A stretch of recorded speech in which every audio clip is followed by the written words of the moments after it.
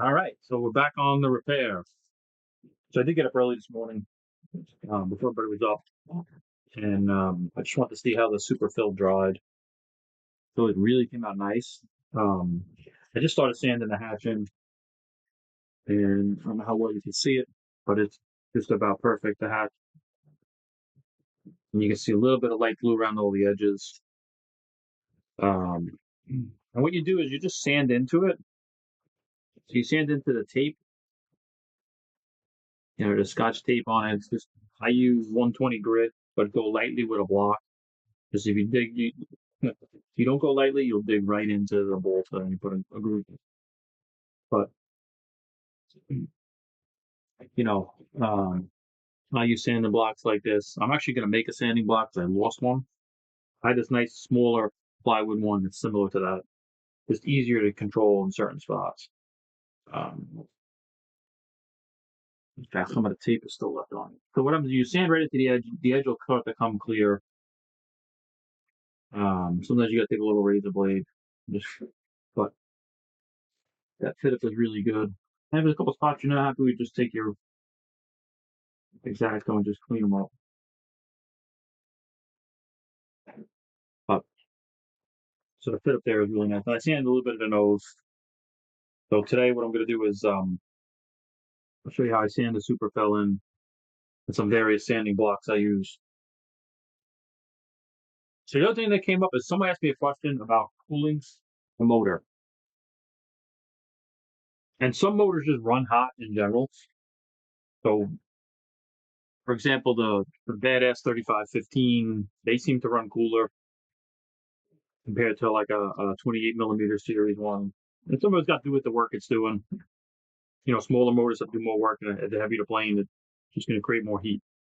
But it is important to get airflow through. So, a couple things that you can do. These spinners that I have, if you look, they're almost like a fan that's cut into them. Some openings. So they provide, as they're spinning, they provide some air to go through the motor. So that's one way is to get a vented spinner. I get these from Pavel. He makes them really nice pieces. This is 50 millimeter ones. Comes with a collet in them. That's one thing. The other thing, and I have to do it on this plane too, is if you look at, let's see, if you look at the opening here, right, the air is going to want to go straight through the bottom because the exhaust is in the bottom and the top is sealed up. So air will just pass right through the plane and go out. The only challenge is you got the motor and the battery up here. So all you got to do is add a little deflector in here. Just put a little deflector that's pointed up, maybe about half an inch or so. What happens is the air will then split. It'll force up into the top part of the cavity and then come back down. There's other things you can do too. You can cut some portholes or you can put a NACA duct in to get air to force on things. But what I will tell you is, even though it's a nice opening, clean, the air will just go right through the bottom. It'll cool the ESC and cool a little bit of the battery, but it'll get really hot up on this top of the heat will rise here. What you want to do is just, and I'll show you how I do it. Usually a 64th piece of plywood work. Um, Maybe it's 64th on a piece of 1/16 bolt, so they have a little extra strength in it. But all you want is a little deflector that the air will just force itself up. And the air will go up, maybe forced up a little bit, hitting the motor, the battery, and coming back down and out. The trick is to just get some airflow around it. All right, I'm going to show you how I'm going to make a sanding block since I lost one. So I got a piece of plywood here, piece of 1/8 plywood, and I got a block, these door blocks. So that's about the right size I want. The width for sure, because I want it to be the width of a piece of sandpaper. So just looking at it, okay, I'll lay it out there. And just really straightforward. Let me cut it. Um,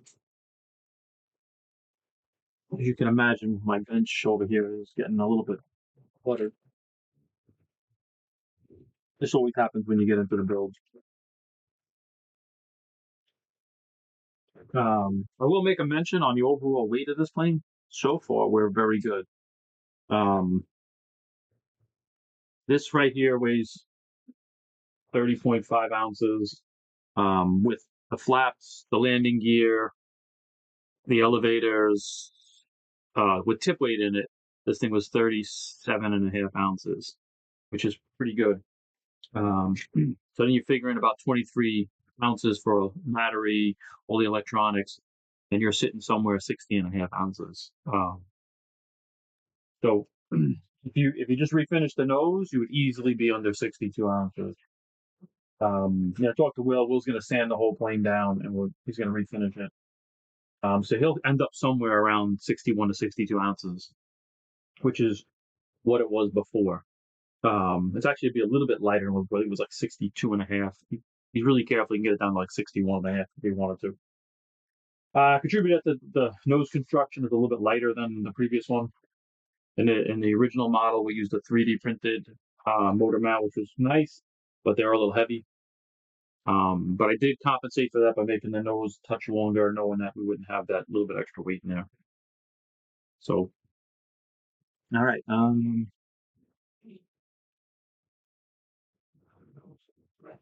So let me get my.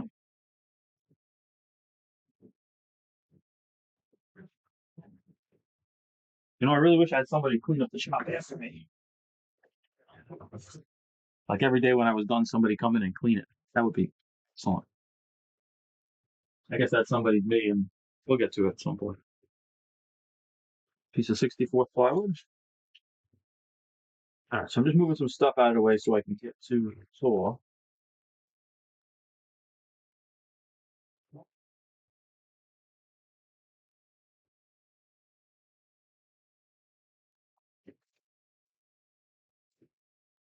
So move the camera around now. Let's see how we can make that work. All right, so you're a little bit upside down, but here's my saw.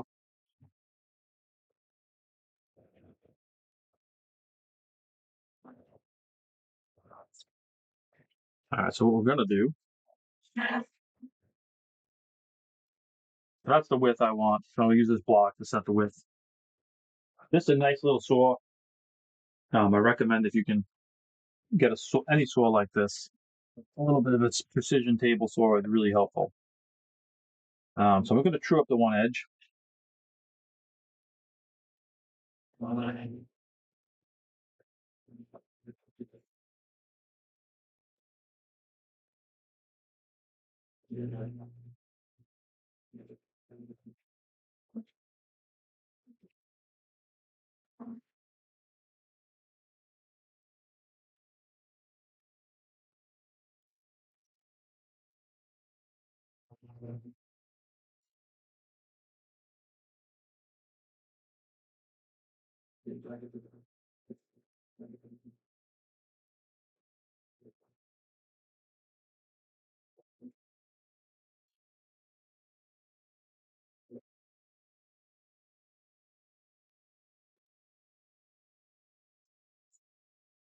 I'm going to make these square blocks.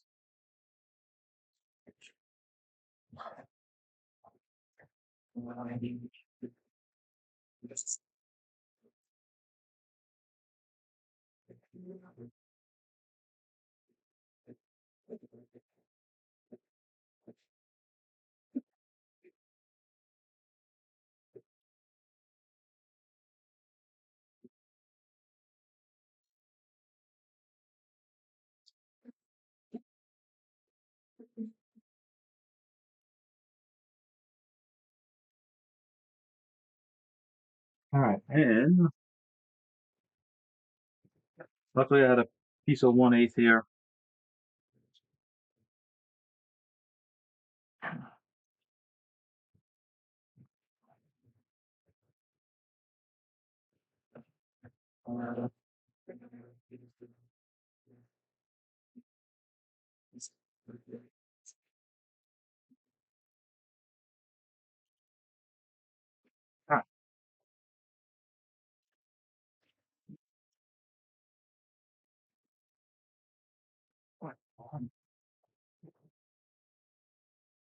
All right, so I made two of them, or I cut out two of them.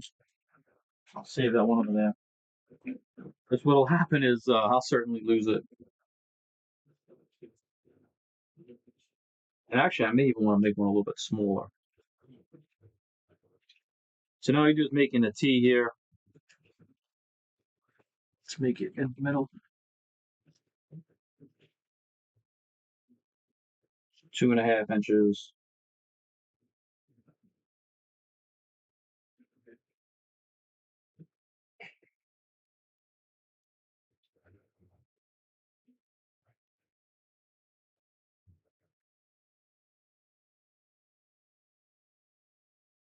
Before we do that, I'm just gonna round off the edges.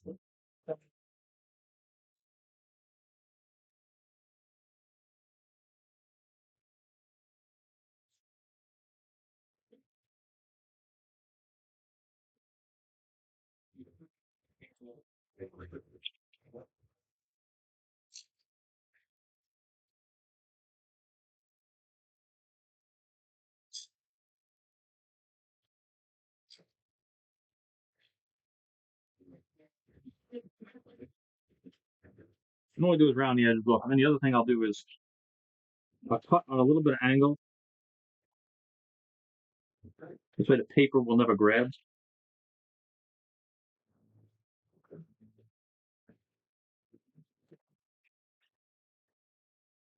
Sort of like a little giraffe angle on it, I guess.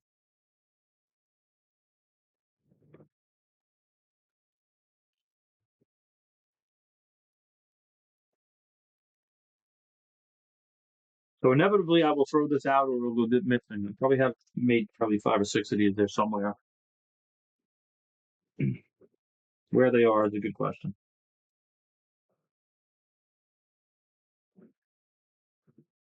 So just using some thick CA here.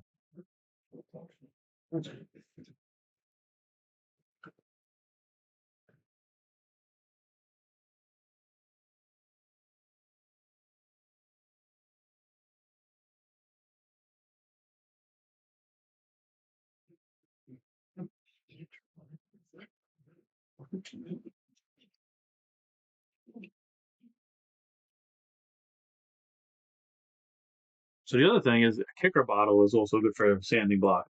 But like for inside the battery hatch. So that's always good to use too as well. Just another. And there you go. You have a nice little sanding block, small one, a little easier to hold.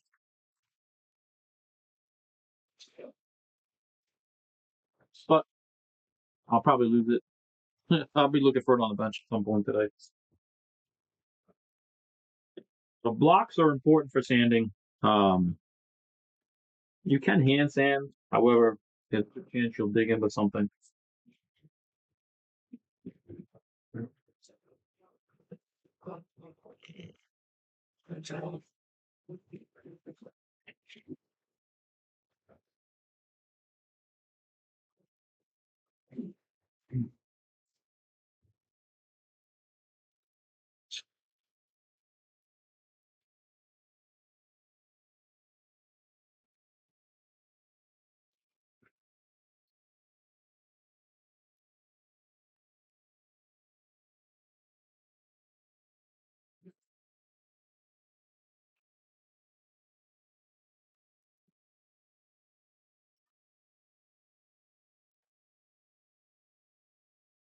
There you go. There's your sanding block.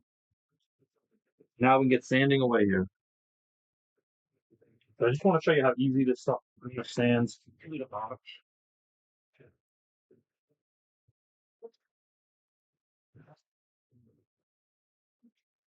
So using my block here, right, there's a little bit of crooked, but I know the side is flat. So I just want to get it nice. And you're sanding with 120, so you got to be careful. Because you can easily dig into the bowl.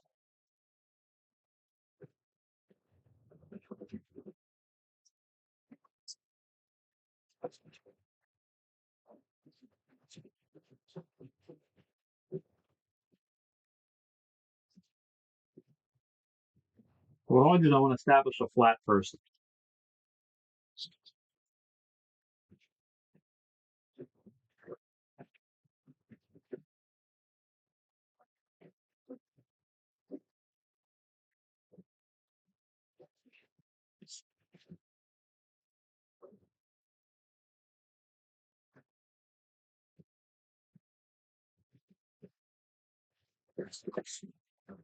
Your hands will not lie. So that's nice and flat now. Now we'll start to work the radius. And remember, there's a little bit of radius here. What I will say is this is the time you got to just really take your time, sand everything in, sand all the joints in, get everything the way you want it. Because this ultimately it'll save weight in the long run. When you go to finish, you won't have to finish in divots or gouges or add extra paint to fill in those spots. So take your time here. And again, just pay attention to the shapes that you have.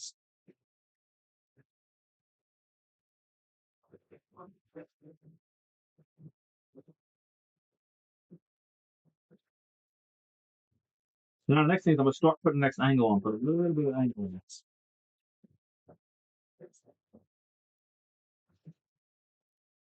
What I'm trying to do is only sand the blue fill stuff. Trying to stay away from any holes.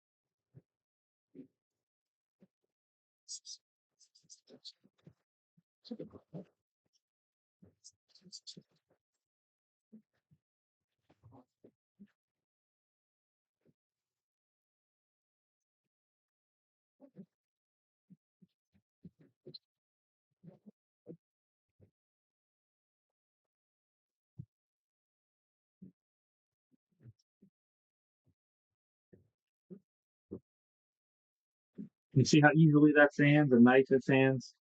Just gotta work on a few more spots here, but it's pretty close already.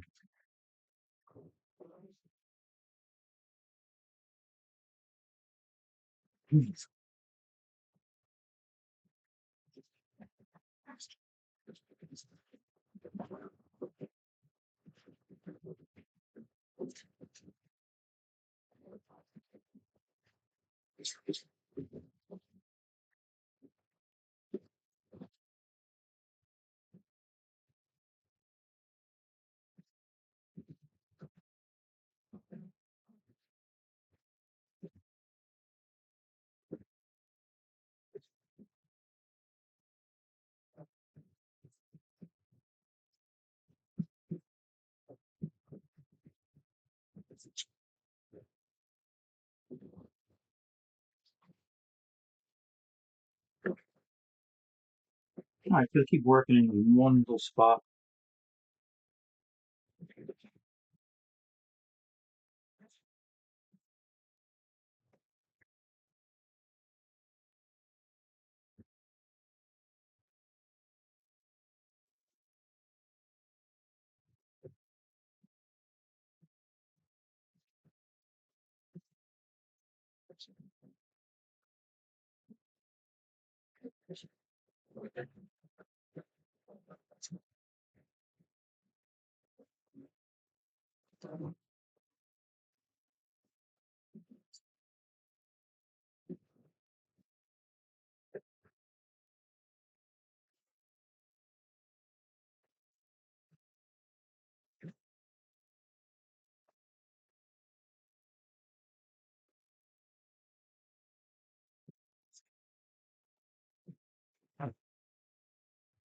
I see it took a few minutes, but it sands in really nicely. If you close your eyes, you can't feel when you hit the blue stuff or when you hit the blue stuff.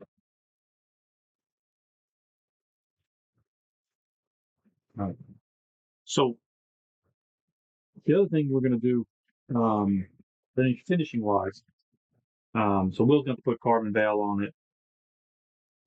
What we do is seal the wood, and I use take finishing resin, and I'll show how I do that. Got a couple of questions, but this is really one of the best methods. Takes a little bit of time, but it's pretty much foolproof. Guarantees that you'll seal the wood and you won't soak any of the finish into the wood. And it adds almost no weight. Like on this, you won't even get a gram, maybe a gram. But yeah, so you use finishing resin. I'll show you how to do it.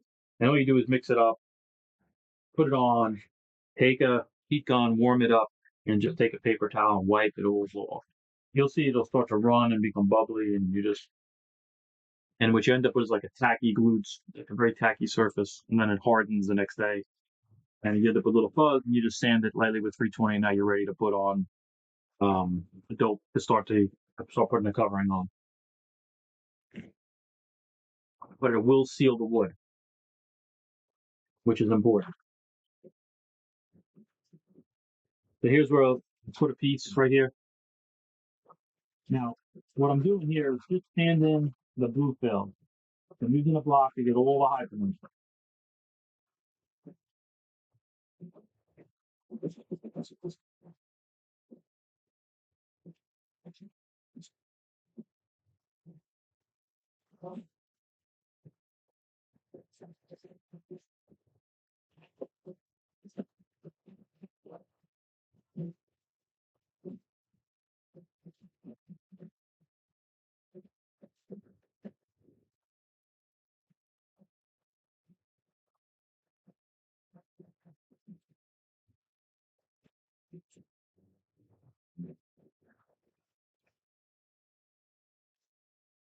So there it is, sanded in.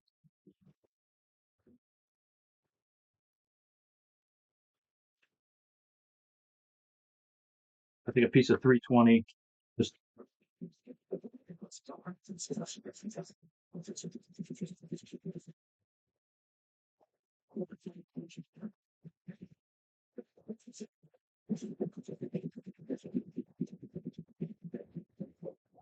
there you go. And you can't even feel it's there.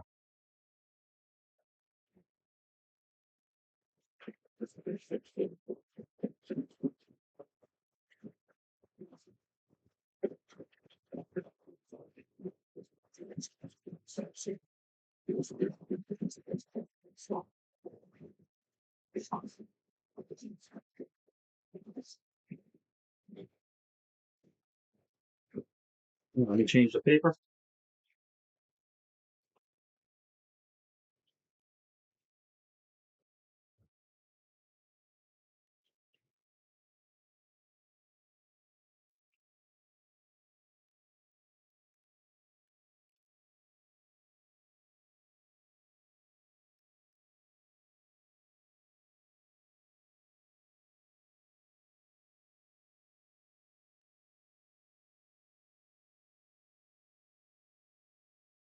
All right.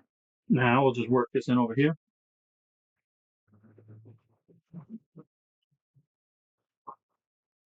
So what I'm gonna have to do is I'm gonna have to see this block won't fit in. So what I'll do is I'll make a block that will actually fit in there.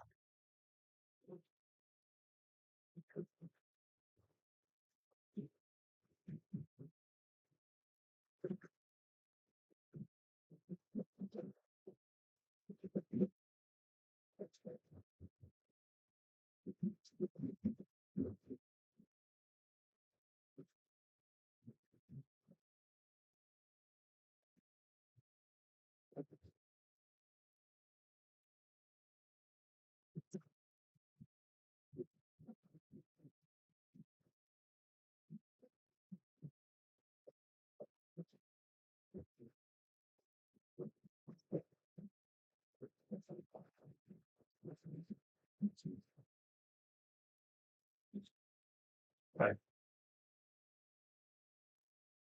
All right. So yeah, so that's pretty much the deal. I'll sand the rest of this off camera.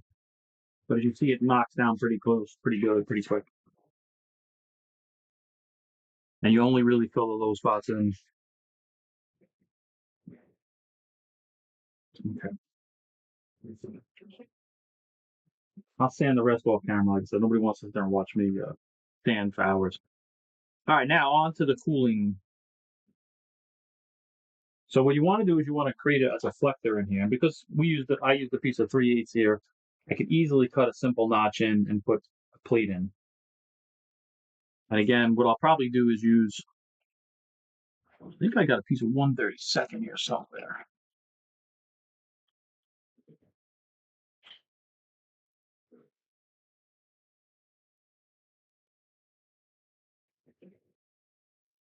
Alright, so I got a piece of 1/16.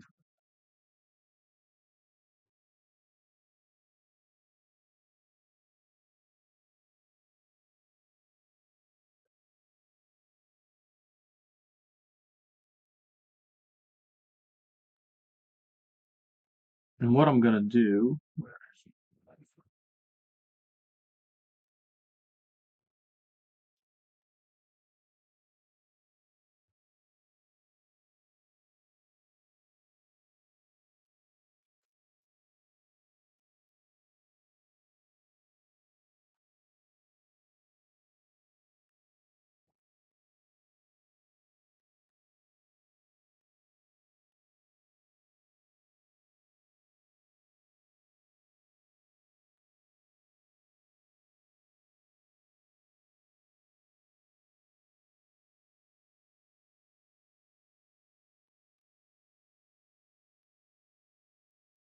what we're gonna do is make a more about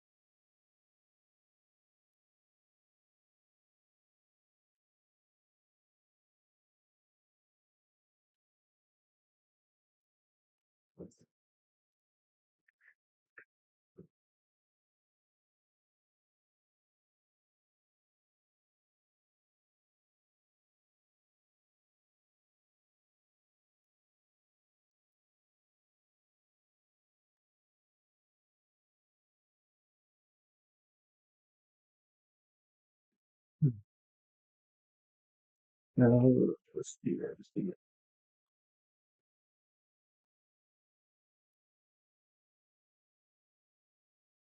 We're doing is laminate a piece of 64th, piece of 1/16.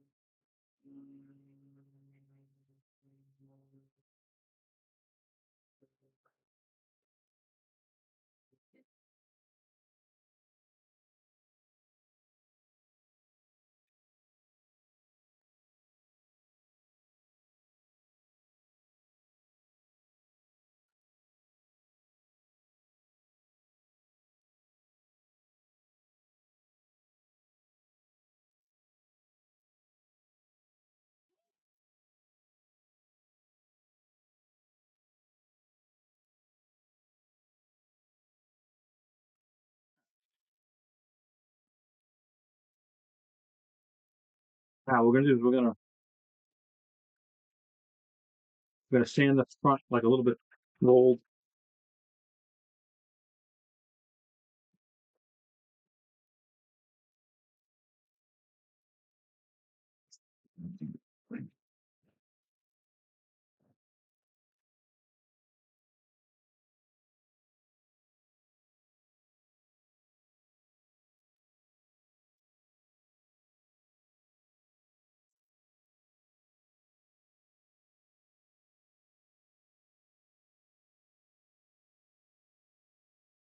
And harden the edge up.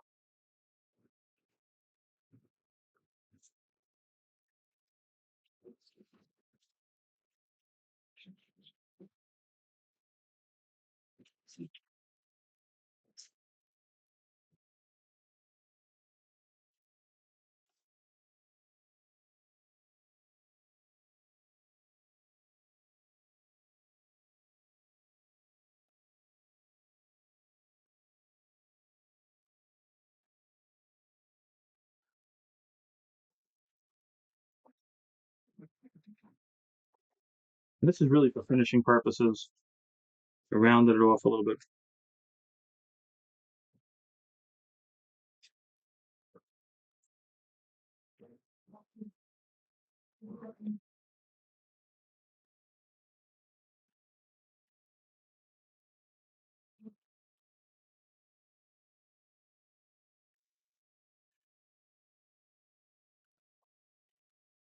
So now what I'm going to do is I'm going to cut in so this piece can kind of get up almost flush here. What I need, how to do this. So what I'm going to do is take a brass tube, carefully without.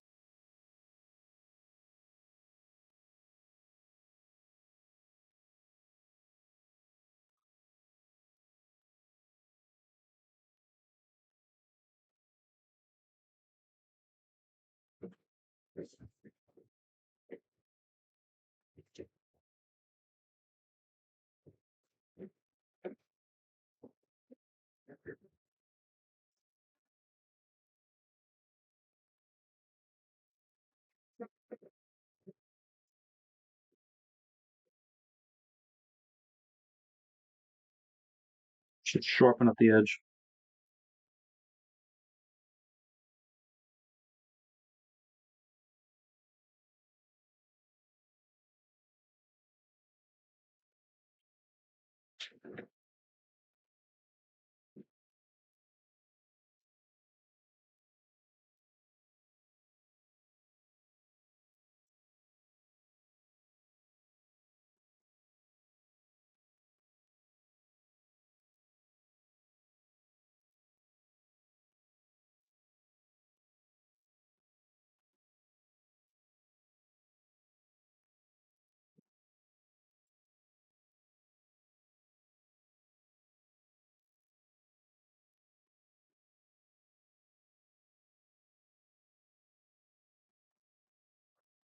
Um,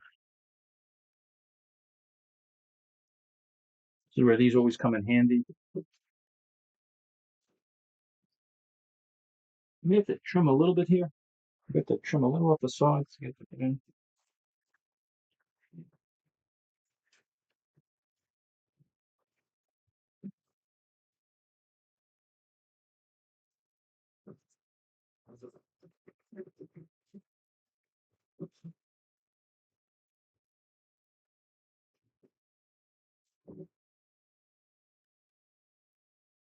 And what we'll do is we'll cut back on this edge a little bit.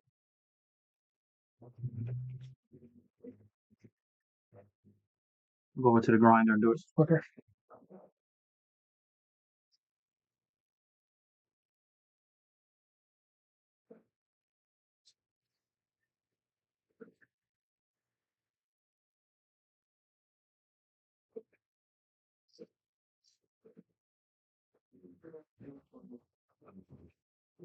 All we do is cut back the edge a little bit so we can get it in there.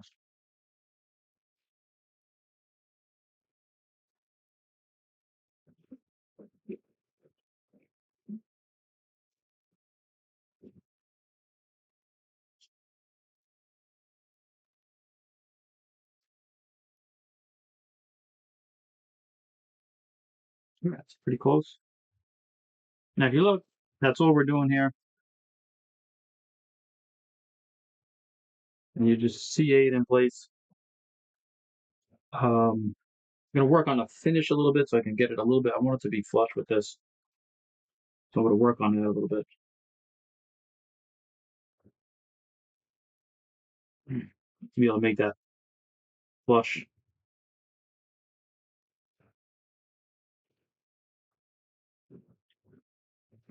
Or close to flush.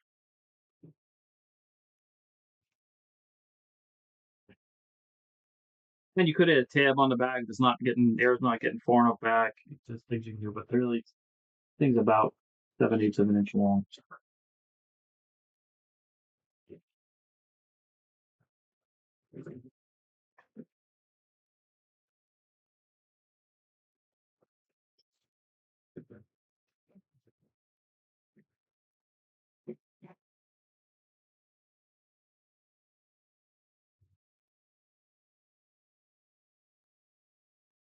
Now,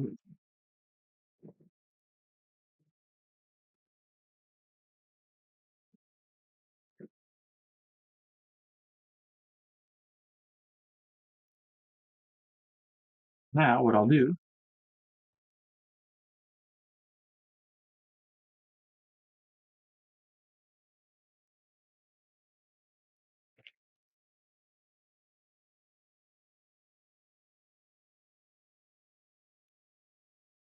Alright, so what I did was take some sandpaper, put it on the tube, and I'll just sand it in.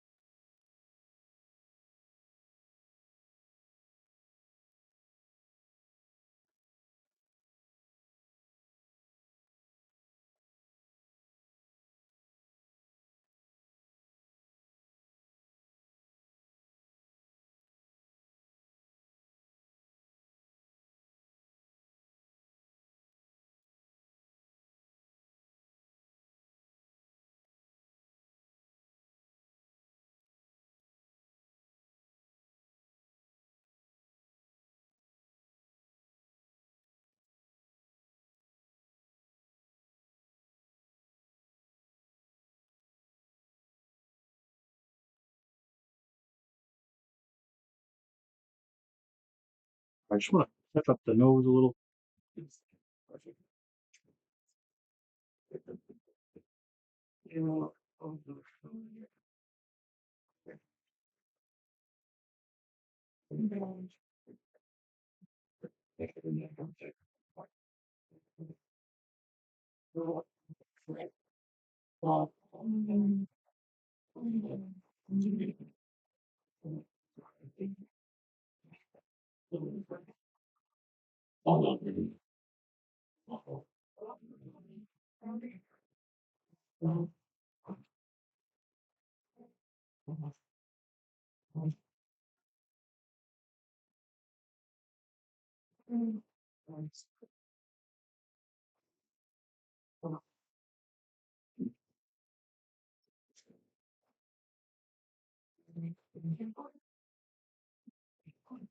Just cleaning it up a little bit.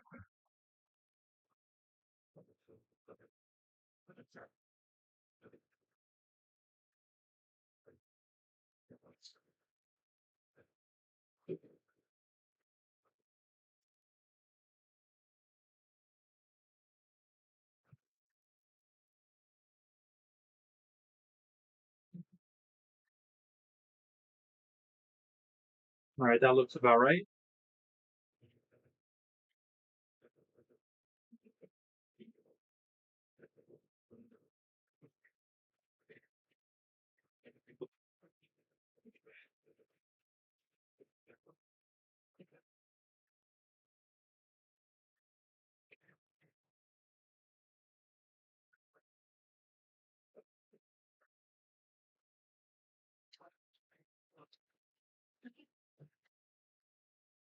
Okay, so what I'm doing now is just hardening up the inside of it.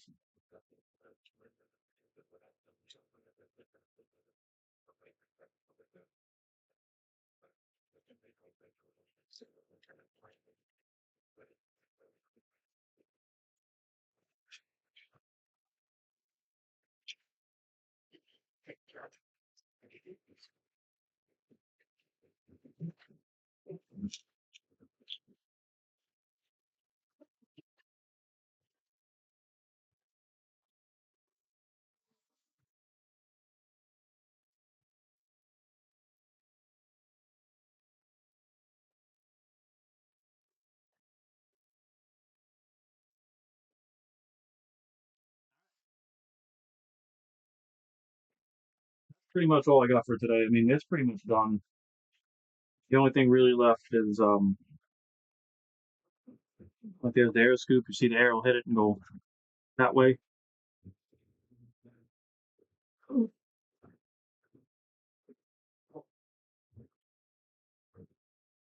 mean, the air will hit it right there, go up into the motor, go up into there. So that's one way. Hopefully that answers the Dwayne's question about cooling. But a couple things you want to do: make sure you got the right size motor. You know, if it's getting hot, if you can go up the size of the motor, it helps.